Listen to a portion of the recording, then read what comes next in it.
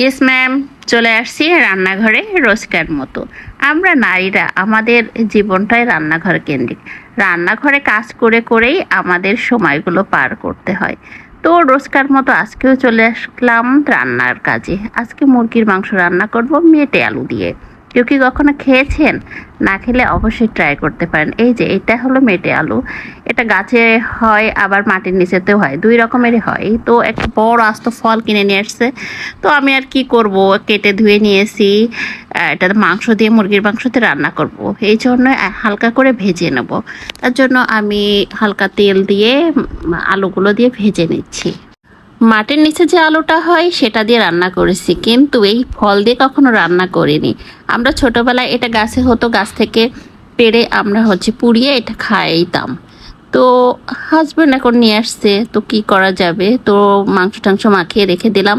আর এদিকে এসে দেখি আমার বাল বাচ্চারা খুব মজা করতেছে, আনন্দ করতেছে দোলনায় বসে বসে। তো দেখে বেশ ভালোই লাগতেছিল। তা ওদেরকেও একটু আমাদের ভিডিওর সাথে অ্যাড করে দিলাম। ভালো লাগলে অবশ্যই জানাবেন আমাদের বিড়ালদের। যাই হোক তাই হোক, এবার রান্নার কাজে চলে আসলাম। রান্নার তেল দিয়ে দিয়েছি, এবার পেঁয়াজ মরিচ দিয়ে হালকা ভেজে নেব। নিয়ে আমার ম্যারিনেট করা মাংসগুলোকে এই পেঁয়াজ ভাজার উপরে দিয়ে দিয়ে ভালোভাবে মিশিয়ে নেব।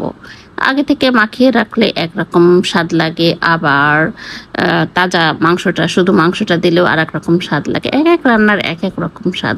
তো যেহেতু রান্নার ভিডিও করি, এক একদিন এক এক রকম দেওয়ার চেষ্টা করি। আর কয়েকটা গোটা রসুনও দিয়ে দিলাম।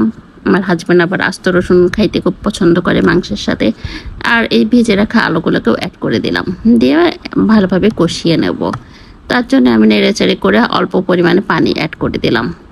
কি জানি বাবু কত সময় লাগবে এটা সিদ্ধ হতে, যেহেতু আলুর ফল, আলুটা একেবারে গলে যায় অল্প পানিতেই। কিন্তু এটা দেখলাম একটু মানে শক্ত শক্ত আছে, তো আবার অল্প একটু পানি দিয়ে আমি অল্প আছে ঢেকে রেখে দিয়েছিলাম। এবার একটু নেড়ে ছেড়ে দিচ্ছি, কারণ মাংসটা খুব দ্রুতই, এটা ফার্মের মুরগি, মানে কি বলে সোনালি। তো এগুলো তো খুব সহজেই সিদ্ধ হয়ে যায়, কিন্তু আলুটা কত তাড়াতাড়ি সিদ্ধ হবে এই জন্য দেখলাম অল্প একটু শক্ত শক্ত ছিল। তারপর পানি দিয়ে অল্প আছে ঢেকে রাখলে ওটা হয়ে গেছিলো। তো আমার কষানোটা প্রায় হয়ে গেছে, দেখতেই পাচ্ছেন তেল উঠে আসছে, ঝোল কমে গেছে। কিন্তু আমি মরিচ যেটা ব্যবহার করতেছি, মরিচটা ভালো না, এই জন্য কালারটা ভালো আসছে না। আসলে মরিচের কালার ভালো না হলে মাংসর কালারটা ভালো আসে না। তো এবার ঝোলের পানি অ্যাড করে দিলাম।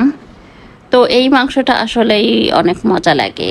এরপরে যে ওল কচু আছে, ওইটা দিয়ে মুরগির মাংস খুব মজা লাগে। মানে এক এক ধরনের একটা জিনিস অ্যাড করে করে মাংসগুলো খাইতে বেশ ভালোই লাগে। তো আমার এই রান্নাটা শেষ, আজ এই পর্যন্তই। আল্লাহ হাফিজ।